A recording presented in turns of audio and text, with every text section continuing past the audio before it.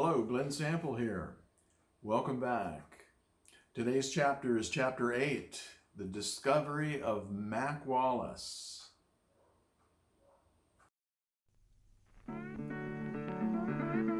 Chapter 8, The Discovery of Mac Wallace.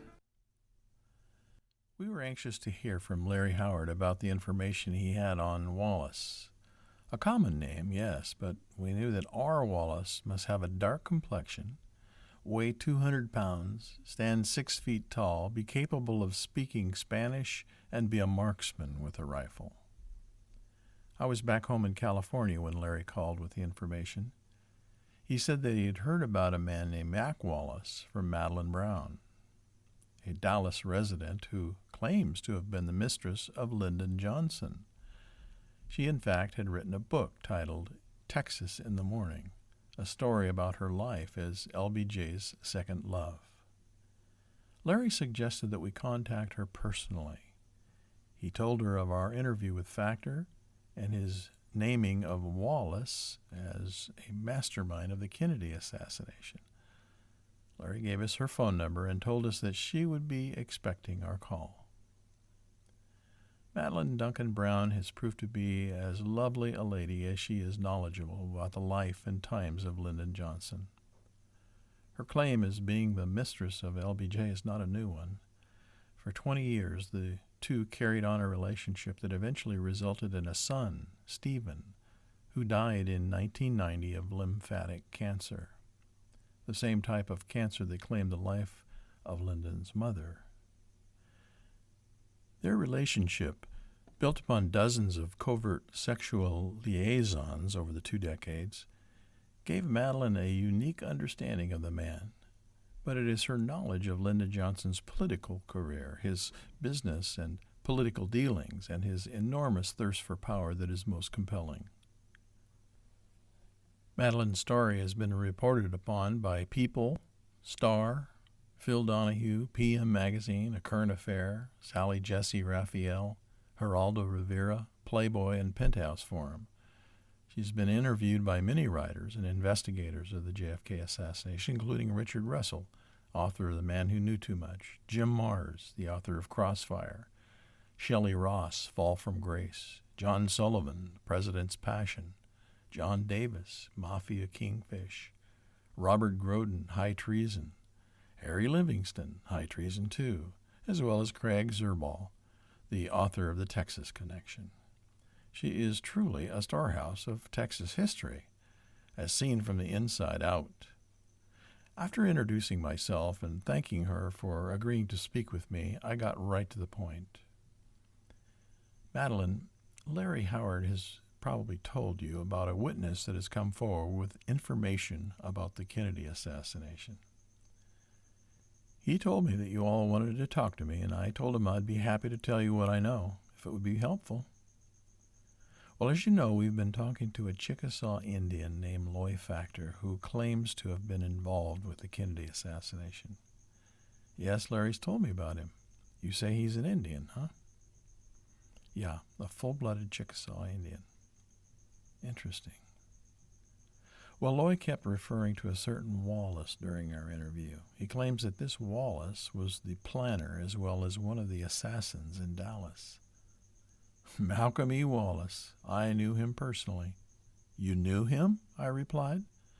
Absolutely. I'm so glad to hear that somebody else has connected him to the assassination. I am really glad to hear that.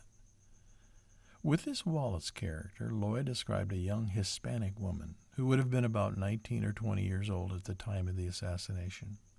Her name was Ruth Ann. Does that mean anything to you?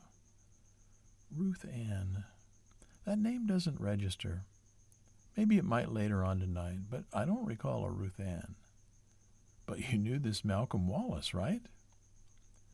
Yes, you see, back in the 50s, Lyndon's sister was involved in a love triangle with Wallace and a golf pro down in Austin by the name of John Kinzer.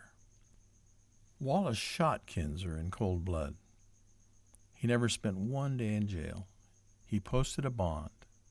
He never took the stand to defend himself when it went to trial. And a fellow by the name of John Kofer, one of Lyndon's attorneys, filed a one-page brief, and the judge gave him a 5-year suspended sentence for a capital murder in 1952 in Texas. So he must have had quite a bit of influence? Yes, he did. He worked for Lyndon, but the kind of work he did was, well, he was a bad man. You mean he killed people? Yes, he did. Clint Peoples, a Texas lawman, personally told me that it was Wallace who murdered Henry Marshall. Do y'all know who he was? No, never heard of him.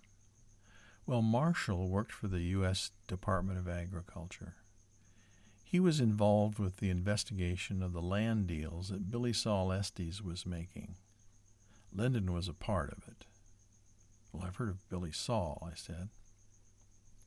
Well, Malcolm Wallace murdered Marshall, made it look like suicide. A cold-blooded killer, I noted. That's right, and I've said all along that the other shooter in Dealey Plaza that day when Kennedy was killed was none other than Malcolm E. Wallace. I told Larry that the first day that I talked to him. Is Wallace still alive? I asked. No, he was killed in a one-car accident in Pittsburgh, Texas. I think it was early 70s. He supposedly ran his car into a bridge abutment. Lawyers said that Wallace spoke Spanish. To your knowledge, could Malcolm Wallace speak Spanish? Yes, he could. What did he look like? Well, he had dark hair and I would say an olive-colored complexion. I immediately called Mark and told him about my conversation with Madeleine and her description of the Wallace that she knew. We've got to go to Dallas as soon as we can and find out about this Malcolm Wallace, was his instant reaction. And he was right. We had possibly identified the mystery man that Loy met in Bonham. Now we had to verify it if we possibly could. Several conversations with Madeleine also revealed that Malcolm Wallace was a gun enthusiast whom she had seen at the Dallas Gun Club on more than one occasion in the early 60s. He was a native Texan, and Madeleine thought that his family was politically well connected. She also told us of her friendship with Billy Saul Estes, the former Texas wheeler-dealer con man. Estes, too, was a former associate of Malcolm Wallace and knew of his relationship with LBJ. We arranged a trip to Dallas to research Wallace, but also to meet Madeleine and to hear more about her years with Lyndon Johnson. But before we left for Dallas, Mark received another lead from Larry Howard. We got a letter weeks ago from a man by the name of Noblet who lives in Washington State, Larry stated. He's got an interesting story about a former schoolmate from Dallas. He thinks his friend from high school is the same man shown in the Oswald photograph that the CIA took at the embassy in Mexico City. You mean the one that the CIA said was Oswald but turned out to be some stranger? Mark asked. Yeah, that's the one. It's been published in several books on the assassination. Anyway, Noblet sees this photograph in Hugh MacDonald's book Appointment in Dallas and says, "Hey, I went to school with that guy." Interesting. What's really interesting is who Noblet's schoolmate's best friend was, Larry added. Who? Malcolm Wallace. Within an hour, Mark succeeded in contacting Mr. Gene Noblet on the telephone. What Larry had reported to Mark had not been an exaggeration.